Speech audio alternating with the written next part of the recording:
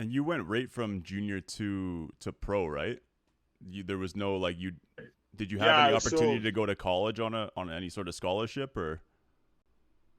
no, I didn't. I poked around at the idea, but you know, the schools that I would have been able to go to probably would have cost money, and I wasn't really a school guy anyways. I didn't really apply myself in school.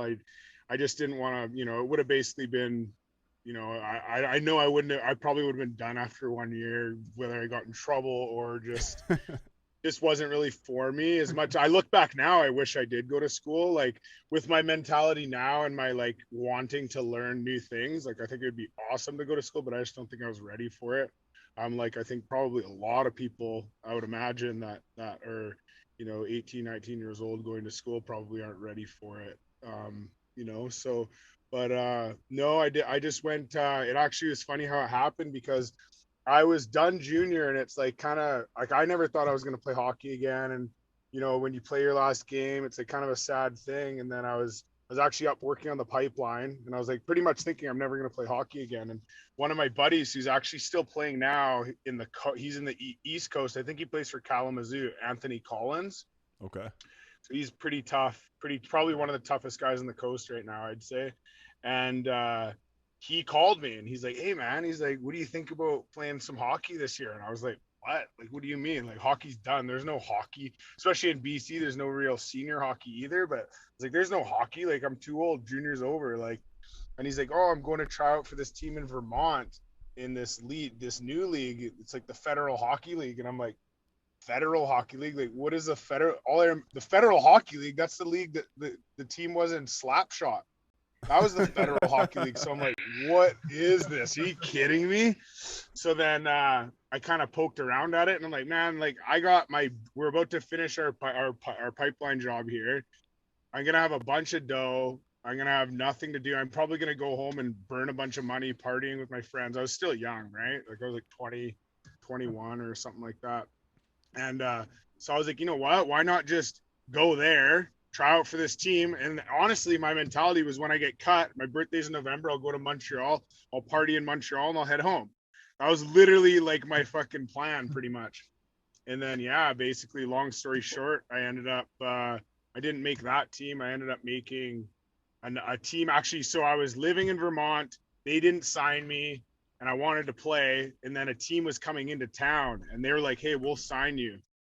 And I was like, "Okay, fuck it." So I signed with the team that came into town and played against all the guys I was living with. And I fought my roommate twice over the weekend. And No my way. roommate, Morgan James, just got sent down from the SP. And so it was like he was the tough guy there. And so when they seen the video and I did really well against him, the team that cut him called me right away. And they're like, "Hey, like, you know, come up here." As soon as they seen the video, they're like, "Hey, get up here." And I was like, boom, right away, moved up. So you And took now your I'm out of boy's this dude. spot. The Federal League, man. Yeah, it's right away, man. Like, and honestly, like that Federal League, man, we blew Slapshot out of the water. Like Slapshot was like the NHL compared to that league, man. Like we had the bus. On one road trip, bus broke down, coach quit, bus driver quit. I had to drive the bus.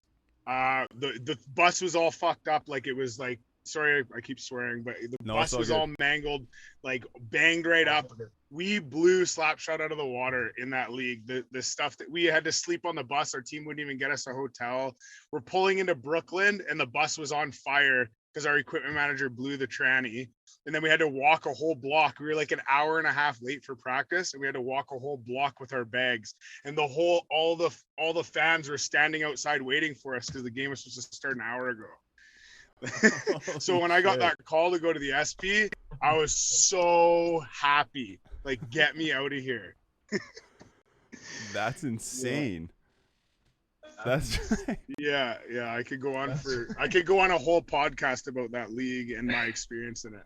Hey man, we have time. Tell all the stories you have. That's insane.